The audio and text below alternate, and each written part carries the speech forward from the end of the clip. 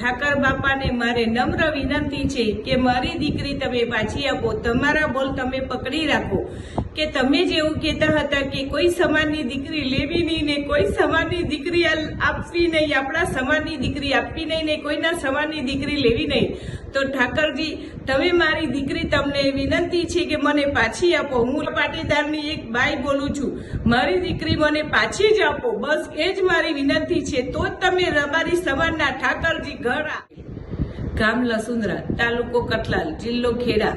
મારી દીકરી પલકબેન અનિલભાઈ પટેલ સવારે કોલેજ જવા નીકળી હતી। દરરોજ બપોરે 2 કે 3 વાગે પાછી આવે, એ પરત પાછી ન આવતા મેં એને ફોન કર્યો, ફોન લાગતો ન હતો, સ્વિચ ઓફ આવ્યો। તો સાંજે 2-3 વાગ્યા સુધી એનો 4 વાગ્યા સુધી ફોન સ્વિચ ઓફ આવ્યો, તો એમને શોધખોળ ચાલુ કરી।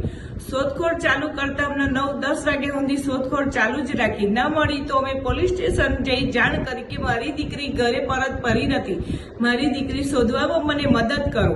મદદ કરતા 2-4 દિવસે જાણવા મળી પોલીસમાં કે બેન તમારી દીકરીએ લગ્ન કરી લીધા છે, પણ મારી મરજી મને ખબર નથી, મારી મરજી નથી।